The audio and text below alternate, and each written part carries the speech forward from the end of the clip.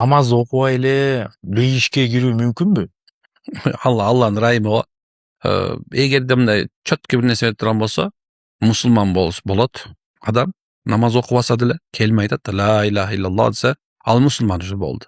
Ошол нерсени жүрөктөн тастап, бир Алладан башка сыйынууга ылайык зат жок. Мухаммад Алланын элчиси деп кабыл алды. Китебим Куран, пайгамбар Мухаммад тиги дүйнө бар деди. Ишенди, ал мусулман болду. Эми ошол эле мезгилде намаз окуган болсо, ал чоң күнөөкөр болот. Чоң күнөөкөр болот дагы. Кыяматта ошол намазына жооп бергенден кийин гана бейишке кирет деп айтабыз. Анткени себеп 7 тозок боло турган болсо, жаханнам, ошо жаханнам тозоктун эң үстү болот экен. Ошол жерде мусулман болот. Мусулман да тозокко кирет экен да. Анан эми эгерде Аллах ырайым кылып койгон болсо, эми кимди Алла кечирет өзү билет. Биз сен тозокко барасың, сен бейишке барасың деп айта албайбыз. Биз болсо бейишке бара турган, тозоктон кутула турган жолду айтып бере алабыз. Демек, намаз окуган адам мусулман катары эсептелет.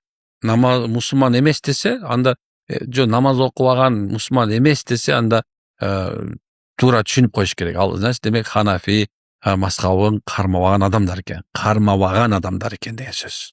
Элестетели мына жакшы адам, анан намаз окуган адамда кайсынысы дагы бактуураак, кайсынысы дагы бейишке кирүү мүмкүнчүлүгү көбүрөөк дегендейчи?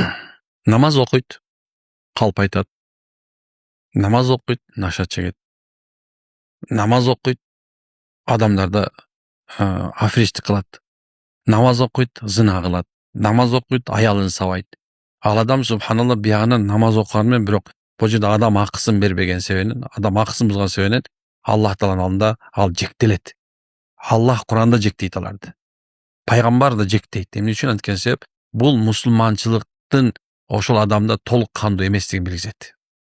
Ошол эмезде бир адам уур кылбайт, ушак айтпайт, бирөөнүн акысын жебейт. Мындай карасаң абдан сонун адам. Бирок келип айтат, намаз окубайт.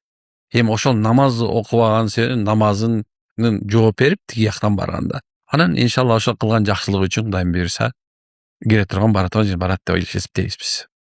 Бул адамдын жакшы жүрүшү мындай түшүндүрүшүп болот да, мына бир сонун бир машина бар. Сырты идеал, ичи укмуш кожа бар сонун, опциялар бар, бүт комплектация, бирок мотор жок да.